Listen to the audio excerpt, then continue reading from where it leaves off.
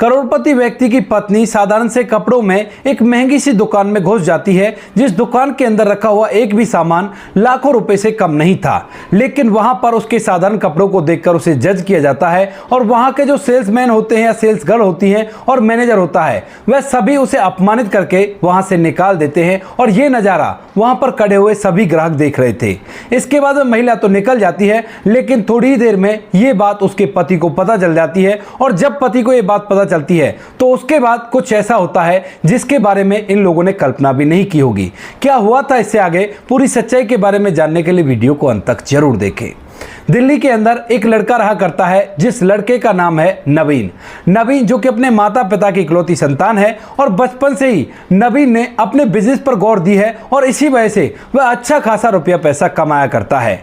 नवीन जो कि बहुत ही ज़्यादा टैलेंटेड बंदा है और उसकी वजह से ही उनका पुश्तैनी बिजनेस जो काफ़ी दिनों से बहुत कम चल रहा था, वह अब आसमान छूने लगता है और उनके पास ढेर सारा रुपया पैसा होता है। यानी कि यहाँ पर जो नवीन होता है, जब से वह बड़ा हुआ, उसने होश संभाला है तो उसने बिजनेस को ही अपना पूरा समय दिया है और इसी वजह से उसका समय काम भी आता है और वह नामी ग्रामीण लोगों में पहुंच जाता है। यहां तक कि जो नवीन होता है उसको बहुत बड़े बड़े लोग नाम से ही पहचाना करते हैं और वो जानते हैं कि इनका हर क्षेत्र में अच्छा नाम है और कोई भी दिक्कत नहीं है, अच्छे लोग हैं।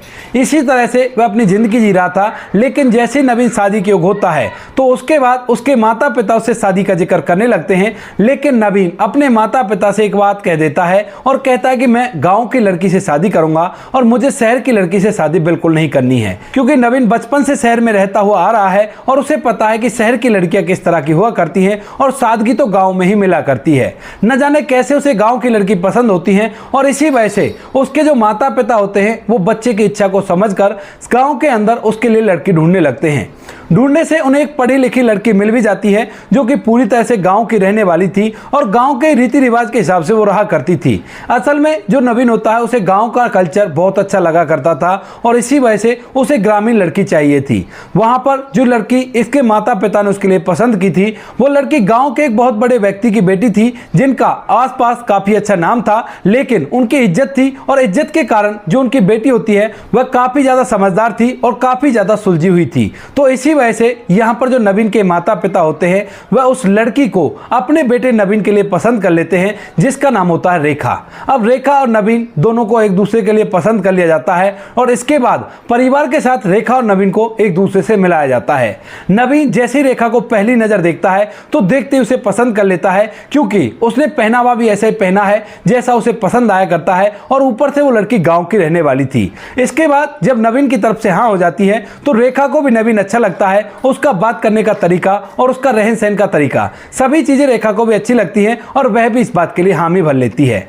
नवीन और रेखा की शादी हो जाती है और शादी होने के बाद रेखा नवीन के घर दुल्हन बनकर आती है। अच्छे से उसका वेलकम किया जाता है और यहाँ पर अच्छी तरह से रेखा को उस घर के अंदर रखा जाता है। अपने स्वभाव के अनुकूल ही जो रेखा होती है वह अपने सास ससुर की देखभाल करने लगती है, जबकि घर के अंदर ढेर सारे नौकर थे। लेकिन यहाँ पर जब सास ससुर मना करते, कहते बेटी ये नौकर कर लेंगे, तो वो कहने लगती है कि माँ बाबूजी अपने बड़ों का काम खुद को ही करना चाहिए, इससे हमें बहुत अच्छी ब्लेसिंग मिलती है और हमें ब्लेसिंग लेनी चाहिए। इस बात को देखकर माता पिता नवीन के भी समझ जाते हैं कि असलियत में बेटे ने इससे शादी क्यों की है। इसके बाद उन लोगों का बॉन्ड भी काफी अच्छा हो जाता है और परिवार एक परिवार की तरह रहने लगता है।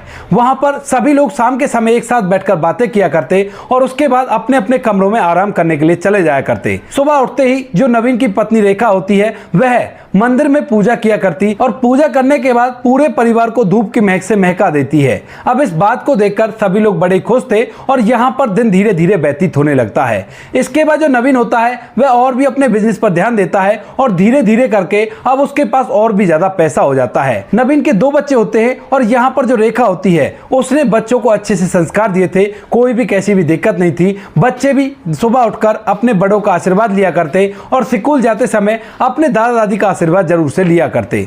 परिवार बार अच्छी तरह से समय व्यतीत कर रहा था और अब तक नवीन और रेखा की शादी को लगभग 15 साल बीत चुके थे। 15 साल बाद जब नवीन और रेखा की शादी की सालगिरह आती है तो उसी समय जो रेखा होती है वह अपने पति को एक सरप्राइज गिफ्ट देना चाहती है, क्योंकि आज तक उसने कभी भी अपने पति को सरप्राइज गिफ्ट नहीं दिया है, क्योंकि उसके हिसाब से ये सब चीजें बेकार हुआ करती हैं। लेकिन शहर में आने के बाद धीरे धीरे वो शहर के रंग में रंग रही थी, तो वो सोचती है कि क्यों ना अपने पति को सरप्राइज गिफ्ट दिया जाए। हालांकि वो अभी तक भी साधारण कपड़े पहना करती थी और बिल्कुल भी अपने पावर और पैसे का दिखावा नहीं किया करती थी। तो इसी वजह से जो रेखा होती है वह उसकी सालगिरह से एक दिन पहले साधारण से कपड़ों में योगा करने के लिए जाती है। ड्राइवर उसे गाड़ी में बैठाकर योगा क्लास तक ले गया था और जहां पर उसकी योगा क्लास लगा करती थी वहीं पर साइड में एक बहुत बड़ी लग्जरी आइटम्स की दुकान हुआ करती थी, जिस दुकान के सभी आइटम काफी ज्यादा महंगे हुआ करते थे। यहां पर यह बात उसे योगा में पता चली थी। इसी वजह से जो रेखा होती है वह अपना योगा क्लास लेती है और योगा क्लास लेने के बाद पैदल पैदल वहां से उस दुकान की तरफ बढ़ने लगती है। ड्राइवर जब मैडम को पैदल जाते हुए देखता है तो वो कहने लगता है कि मैडम मैं ले चलता हूं, लेकिन वो मना कर देती है क्योंकि उसे दिखावा पहले से ही पसंद नहीं है। तो इसी वजह से वो पैदल पैदल उस दुकान की तरफ बढ़ जाती है, जो दुकान खान मार्केट के अंदर थी और वो दुकान उस मार्केट की नामी दुकान थी। इसके बाद जब रेखा उस दुकान के अंदर घुसती है तो यहाँ पर जो सेल्स गर्ल होती हैं वह रेखा को देखकर नाक मुंह सुकेड़ने लगते हैं। यहाँ तक कि जो और ग्राहक उस दुकान में बैठे हुए थे, कुछ खरीदारी कर रहे थे, वह भी अपने नाक मुंह सुकेड़ लेते हैं। अब इस बात को देखकर रेखा थोड़ी सी असहज तो महसूस करती है, लेकिन फिर भी वो अपने आत्मविश्वास के साथ आगे बढ़ती है और आगे बढ़कर सेल्स गर्ल से कहने लगती है कि मुझे कोई अच्छा सा गिफ्ट चाहिए, हमारी शादी की सालगिरह आने वाली है तो मुझे अपने पति को कोई गिफ्ट देना है। अब इस बात को सुनकर सेल्स गर्ल कहना तो बहुत कुछ चाहती है, लेकिन फिलहाल वो इस दुकान पर सेल्स गर्ल है, तो इसी वजह से अपनी भावनाओं को कंट्रोल करते हुए उससे कहने लगती है कि ठीक है मैडम, मैं आपको दिखा देती हूं। हालांकि उसके मन में ये चल रहा है कि कहां से आ गए ऐसे कपड़ों में, इसके बस की भी कोई सामान खरीदना नहीं है, क्योंकि हर सामान की कीमत लाखों रुपए में थी और यहां पर इसे देखकर बिल्कुल भी नहीं लगता था कि यह ऐसे सामान खरीद सकती है। इसके बाद रेखा उसके पीछे पीछे चलने लगती है और यहां पर जो सेल्स गर्ल होती है उससे बताने लगती है कि मैडम यहां पे ये रखा है, यहां पे वो रखा है। तो इसके बाद जो यहां पर रेखा होती है वो कहने लगती है कि आपकी दुकान का सबसे महंगा गिफ्ट जो है उसे मुझे दिखा दो और वही मैं खरीदना चाहती हूं। इस बात को सुनकर सेल्स गर्ल फिर से अपना नाक मुंह सुकेड़ लेती है, लेकिन यहां पर मैनेजर के आदेश थे कि सभी को अच्छी तरह से ट्रीट करना है, चाहे जो भी हो। तो इसी वजह से जो सेल्स गर्ल होती है वह उसको अपनी दुकान का सबसे महंगा पीस दिखा देती है, जो कि एक लिमिटेड एडिशन वॉच थी और जिसकी कीमत लगभग 7 लाख रुपए थी। उस वॉच को दिखाते समय सेल्स गर्ल अपने नाक मुंह तो चढ़ा रही थी, लेकिन वो उसे बताती भी है कि ऐसी वॉच ये हमारे इस दुकान में एक ही आई है और ये आखिरी पीस होगा इंडिया के अंदर। अब इस बात को सुनकर जो रेखा होती है उस वॉच को खरीदने के लिए तैयार हो जाती है और कहती है कि मैं इसे खरीद रही हूं, आप इसे पैक करवा दीजिए, थोड़ी देर में आपकी पेमेंट हो जाएगी। अब इस बात को सुनकर जो सेल्स गर्ल होती है वह कहने लगती है कि मैडम देखो, यहां पर मजाक करने की जगह नहीं है, मैंने आपको सामान दिखा दिया, आपने देख लिया, तो अब आप यहां से जा सकती हो। मुझे पता है कि आपकी हालत को देखकर नहीं लग रहा कि आप इसे खरीद सकती हो। अब इस बात को सुनते ही रेखा के एकदम से कान खड़े हो जाते हैं और वह एकदम से कहना तो चाहती है कि मेरे पति बहुत बड़े पैसे वाले हैं और मैं तुम्हारा बहुत कुछ बिगाड़ सकती हूं, लेकिन फिलहाल वो इन सभी चीजों को देखना चाहती है क्योंकि वह काफी ज्यादा सुलझी हुई है। इसी वजह से वो कहने लगती है कि क्या मतलब आपका, क्या मैं ये खरीद नहीं सकती, क्या मेरे पास इतने भी पैसे नहीं होंगे कि मैं इस घड़ी को खरीद सकूं। तो वो कहने लगती है कि मैडम आपकी हालत को देखकर ये साफ साफ पता चल रहा है कि आप इसे नहीं खरीद सकती। उसके बाद जो रेखा होती है वह सेल्स गर्ल से बहस करने लगती है और कहती है कि क्या तुम लोग कपड़े देखकर इंसान को जज किया करते हो। इसके बाद जब सेल्स गर्ल देखती है कि यहाँ पर बात बिगड़ सकती है तो उसके बाद वो अपने मैनेजर को बुला देती है और मैनेजर को पूरा मामला समझा देती है। यहाँ पर रेखा जब तेज आवाज में बोलती है तो सभी लोग रेखा की तरफ देखने लगते हैं और मैनेजर भी आकर सबसे पहले रेखा को अच्छी तरह से देखता है। देखने के बाद उसने भी अंदाजा लगा लिया था कि इसकी बस की नहीं है कोई भी सामान खरीदना और वह भी कहने लगता है कि मैडम देखो, आपको दिखा दिया बाइज्जत, अब आप यहां से वापस लौट जाओ क्योंकि हमें पता है कि आपका खरीदना बस की नहीं है। अगर खरीदना है तो आप हमें पैसे दीजिए और हम आपका बिल बनाकर आपको दे देते हैं।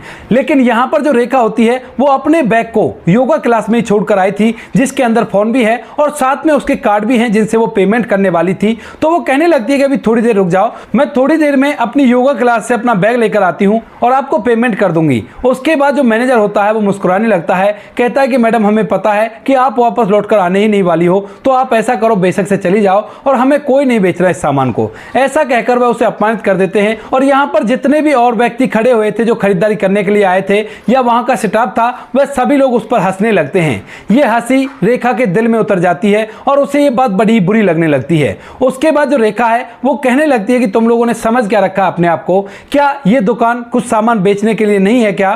तो वो कहने लगते हैं कि मैडम बेचने के लिए तो है, लेकिन आप इन सामानों को नहीं खरीद सकती। अगर खरीद सकती तो अब तक आपके पास पैसे होते और आप पेमेंट करके सामान को ले चुकी होती। इसके बाद रेखा उन्हें चिल्लाकर अपने पति का नाम बताती है, लेकिन मैनेजर को नहीं पता था कि यह कौन व्यक्ति है जिसके बारे में बताती है। वह कहती है कि मेरे पति का नाम नवीन वर्मा है, लेकिन उन्हें इस चीज से कोई भी फर्क नहीं पड़ता। और इसके बाद वह उसे वहां से जाने के लिए कह देते हैं, कहते हैं कि मैडम आप चली जाओ, यहां पर ज्यादा रहना आपका ठीक नहीं है। उधर सभी लोग उसे घूर घूर कर देख रहे थे। वहीं पर उसी शोरूम के अंदर एक और पीएन काम किया करता था, और पीएन जब उस महिला की तरफ देखता है, रेखा की तरफ, तो उसे उसकी बातों में सच्चाई दिखाई देती है। और इसके बाद वह उसको असहज महसूस ना होने के लिए उन्हें सहारा देता है और कहता है कि मैडम ये लोग नहीं समझेंगे इस बात को, आप ऐसा करो पैसे ले आओ और उसके बाद ये लोग अपने आप समझ जाएंगे। ऐसा कहकर वह चपरासी उनसे बाहर जाने के लिए कहने लगता है। तो यहाँ पर जो रेखा होती है वह उसकी भावनाओं को समझती है और समझते हुए उस शोरूम से बाहर निकल जाती है। बाहर निकलने के बाद उसका मन नहीं कर रहा यहाँ से जाने का, और इसी वजह से जो यहाँ पर रेखा होती है वह उस चपरासी से फोन मांगती है। कहती है कि अगर आपके पास फोन है तो एक बार मुझे फोन दिखा दीजिए, मैं किसी को कॉल करना चाहती हूँ। इसके बाद वो चपरासी अपना फोन निकालता है और फोन निकालकर रेखा को दे देता है। रेखा फोन में अपने पति का नंबर डायल करती है। पति जो कि सुबह सुबह ऑफिस के लिए निकल गया था और उसे बिल्कुल नहीं पता था कि उसकी पत्नी ज्वेलरी खरीदने के लिए वहां पर गई है। वो तो ये समझ रहा था कि पत्नी योगा क्लास गई है और वहां से वापस लौटकर घर आ जाएगी। लेकिन जैसे ही रेखा उसे बताती है कि इस तरह से मुझे अपमानित किया है, शॉप का नाम यह है और वो लोग मेरे साथ बुरा बिहेव कर रहे हैं, इस बात को सुनकर जो नवीन होता है उसकी तन बदन में आग लग जाती है और वो कहने लगता है कि तुम्हारी गाड़ी कहाँ है और ड्राइवर कहाँ है? तो वो बताती है कि इस तरह से मैं योगा क्लास गई थी, लेकिन वहां से मैं पैदल पैदल आ गई क्योंकि मुझे तुम्हारे लिए एक एंटीक पीस लेना था जिसे मैं तुम्हें गिफ्ट के तौर पर दे सकूं। इस बात को सुनकर पति कहता है कि ठीक है, कोई बात नहीं, तुम ऐसा करो, वापस से अपनी गाड़ी पर जाओ और मैं थोड़ी देर में वहां पर पहुंच रहा हूं। लेकिन रेखा कहती है कि नहीं, मैं यहां से कहीं भी नहीं जा रही क्योंकि दुकान के अंदर काफी लोगों ने मेरा मजाक उड़ाया है और आपको फौरन से यहां पर आना होगा। ऐसा कहकर रेखा जो होती है वह नवीन को वहां पर बुलाने के लिए कह देती है और इसके बाद जो चपरासी होता है वह इन पूरी बातों को सुन लेता है। चपरासी अंदर काम करने के लिए चला जाता है और जो रेखा होती है वह बाहर खड़ी होकर उस दुकान के स्टाफ की तरफ घूरने लगती है और उनकी तरफ देखकर बहुत कुछ सोच रही थी। इधर अंदर जो मैनेजर होता है वह अपने वर्करों से रेखा की तरफ इशारा करके कुछ कह रहा था और उसके बाद सभी लोग हंसने लगे थे, मानो कह रहा हो कि देखो इसकी औकात यहीं पे पता चल गई। अब बाहर खड़ी होकर अंदर की तरफ देख रही है और इसकी औकात यहीं तक है। इस बात को देखकर रेखा को महसूस करने में बिल्कुल भी देर नहीं लगती और इसी वजह से वह हंसी का पात्र ना बनते हुए अपने आप को थोड़ी देर इधर उधर व्यस्त करने की कोशिश करती है। इसके बाद रेखा धीरे धीरे कदमों से एक दूसरी दिशा की ओर बढ़ने लगती है और जो दुकान का पीएन था जो वहां पर साफ सफाई किया करता था वह रेखा को उधर जाते हुए देख लेता है। रेखा जैसे ही वहां से थोड़ी आगे जाती है तभी उस दुकान के सामने एक बहुत ही लग्जरी कार आकर रुकती है, जिसे वो चपरासी देख लेता है और देखने के बाद एकदम वहां से बाहर निकलता है। बाहर निकलने के बाद जैसे उसमें से नवीन निकलता है अपनी टाई को ठीक करते हुए, तभी उसी दौरान जो चपरासी होता है वह उसे पहचान जाता है कि हो ना हो ये रेखा का ही पति है, क्योंकि इसके चेहरे पर गुस्सा साफ साफ दिखाई दे रहा था। इसके बाद चपरासी कहता है कि साहब आपकी पत्नी उधर गई हुई है। इसके बाद जो नवीन होता है अपनी गाड़ी को लेकर उस दिशा में बढ़ता है जहां पर उस चपरासी ने बताया था। तो थोड़ी आगे जाने पर उसे रेखा टहलती हुई मिल जाती है, क्योंकि वह अपने आप को हंसी का पात्र नहीं बनाना चाहती थी और इसी वजह से यहां पर आ गई थी। उसके बाद नवीन रेखा को अपने साथ अपनी गाड़ी में बिठाता है और बिठाने के बाद दोबारा से उसी दुकान के सामने जाकर ब्रेक लगा देता है और जैसे यहां पर बहुत बड़ी गाड़ी आकर रुकती है तो दुकान के अंदर सभी लोगों में हलचल मच जाती है, क्योंकि आज तक उस दुकान पर इतनी महंगी गाड़ी आकर नहीं रुकी थी। इसके बाद नवीन अपनी टाई को ठीक करते हुए उस गाड़ी से उतरता है और उसके पीछे पीछे उसकी पत्नी रेखा उतरती है, जिसने फिलहाल तक भी वही साधारण कपड़े पहन रखे थे जिनसे वो योगा करने के लिए गई हुई थी। अब इसके बाद जैसे नवीन उस शोरूम के अंदर घुसता है तो मैनेजर एकदम से उनका स्वागत करने के लिए आगे आता है, लेकिन वहीं पर जैसे वो रेखा को देखता है तो एकदम से उसके पैर थम जाते हैं। लेकिन तभी जो नवीन होता है वो कहने लगता है कि मेरी पत्नी ने मेरे लिए एक सरप्राइज गिफ्ट प्लान किया था और वो कौन सा गिफ्ट है, जरा मैं भी तो देखूं कैसी पसंद है मेरी पत्नी की। इस बात को देखकर जो मैनेजर है वो थोड़ा सा कंफ्यूज हो जाता है और हिचकते हुए यहां पर जो नवीन होता है उसे आगे की तरफ ले जाता है और उस गिफ्ट को दिखाता है जो घड़ी उस लड़की ने उसे दिखाई थी। इसके बाद पत्नी रेखा भी फिलहाल बिल्कुल नॉर्मल बिहेव कर रही थी, लेकिन इसके बाद उस दुकान में जितने भी ग्राहक फिलहाल सामान ले रहे थे और जितने भी वर्कर काम कर रहे थे उन सभी की आंखें फटी के फटी रह जाती हैं कि सच में ही ये करोड़पति व्यक्ति की पत्नी है। इसके बाद जो नवीन होता है वह उस सामान को खरीदता है और खरीदने के बाद उसका बिल चुकाता है। बिल चुकाने के दौरान वह 1 लाख रुपए एक्स्ट्रा देता है और कहता है कि ये मेरी तरफ से टिप है। इसके बाद जो नवीन होता है वह मैनेजर की तरफ देखने लगता है और मैनेजर समझ चुका था कि अब उसकी बारी है, उसने इसकी पत्नी के साथ जो कुछ भी किया है उसका ये बदला लेकर रहेगा। मैनेजर एकदम से उनसे माफी मांगने लगता है, लेकिन तभी जो नवीन होता है वो कहता है कि नहीं, माफी मांगने की कोई जरूरत नहीं है, तुमने जो किया है वो माफी के लायक तो बिल्कुल भी नहीं है। तुम लोगों को मैं ऐसे बख्शने वाला नहीं हूं क्योंकि तुमने जो कुछ भी किया है बहुत ही गलत किया है और मैं इसकी सजा तुम्हें देकर रहूंगा। ऐसा कहकर वह मैनेजर को धमकाने लगता है। वहीं पर सेल्स गर्ल भी होती है और वह भी नवीन से और उसकी पत्नी से आकर माफी मांगने लगती है। तभी थोड़ी देर में उस दुकान का जो मालिक होता है जिसने उस दुकान को खोल रखा था वह वहां पर आता है और आने के बाद नवीन से हाथ जोड़कर माफी मांगने लगता है और कहता है कि भाई साहब गलती हो गई मेरे मैनेजर से, अगर आप चाहो तो मैं फौरन के फौरन इसे निकाल सकता हूं और फौरन के फौरन इस लड़की को भी निकाल सकता हूं जिसने आपकी पत्नी के साथ बदतमीजी की है। इसके बाद नवीन उस मालिक के साथ बैठता है और कहने लगता है कि तुम अपनी दुकान की कीमत बताओ, मैं तुम्हारी दुकान को खरीदना चाहता हूं। मालिक उससे कहता है कि कोई बात नहीं साहब, आप रहने दो, अब भी तो आपकी ही दुकान है। लेकिन यहां पर जो नवीन होता है उसके सामने इतनी बड़ी रकम का ऑफर रख देता है कि वह चाहकर भी इस चीज के लिए मना नहीं कर सकता और उसके बाद वह फौरन के फौरन उसे उस दुकान को बेच देता है। अब यहां पर मालिक नवीन था और नवीन की जो पत्नी थी वह उस दुकान की मालकिन थी और यह सब कुछ देखकर पूरा स्टाफ और साथ में जो ग्राहक वहां पर काम कर रहे थे वह सभी लोग पूरी तरह से हैरान हो जाते हैं। और इसके बाद जो रेखा होती है फौरन से उस मैनेजर को नौकरी से निकाल देती है, कहती है कि अब इस दुकान के मालिक हम हैं तो तुम्हें यहां पर काम करने की कोई भी जरूरत नहीं है, और उस सेल्स गर्ल को भी उसने काम से निकाल दिया था। इसके बाद जो रेखा होती है वह उस चपरासी को वहां पर बुलाती है जो कि वहां पर साफ सफाई किया करता था और उसे अपने पास बुलाने के बाद उसकी पढ़ाई लिखाई के बारे में पूछने लगती है।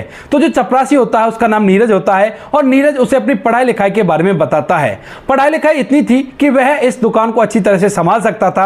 और इसके बाद दोनों पति पत्नी उससे कह देते हैं कि ठीक है, आपका स्वभाव काफी अच्छा है और आप आज से यहाँ के मैनेजर हो और सब कुछ अच्छी तरह से आपको मैनेज करना है और महीने टू महीने हमको हिसाब देना है। यह बात सुनकर चपरासी को अपनी कानों पर विश्वास नहीं होता और वो कहने लगता है कि मैडम कहीं मैं सपना तो नहीं देख रहा। तो इसके बाद रेखा कहती है कि नहीं, आप सपना नहीं देख रहे, ये बिल्कुल हकीकत है और ये दुकान आज से आपकी हुई, आप इसे अच्छी तरह से चलाना और मेहनत करके हमें अच्छा प्रॉफिट इसका देना। जो पहला मैनेजर होता है वो काफी ज्यादा गिड़गिड़ाता है, लेकिन यहां पर नवीन और उसकी पत्नी रेखा बिल्कुल भी उस पर रहम नहीं करते। इधर जो सेल्स गर्ल होती है वह भी उससे माफी मांगने लगती है, लेकिन वो उसको भी धक्के देकर वहां से निकलवा देते हैं। इसके बाद पति पत्नी दोनों उस बड़ी कार में बैठकर वहां से चले जाते हैं और रेखा ने ड्राइवर को फोन कर दिया था, वह उसके सामान को लेकर घर पर आ जाता है। नवीन अपनी पत्नी से कहता है कि मैं तुमसे कहा है ना कि जब भी कभी बाहर जाया करो तो अच्छे कपड़े पहना करो, क्योंकि लोग कपड़ों को देखकर जज किया करते हैं। वहीं उसकी पत्नी रेखा कहने लगती है कि अच्छे कपड़े तो मैं पहन लूं, औरों की तरह फैशन भी कर लूं, लेकिन ये सब चीजें मुझे शोभा नहीं दिया करती और जब मेरा पति मुझे साधारण कपड़ों में पसंद किया करता है तो मुझे वैसे कपड़े पहनने का क्या फायदा।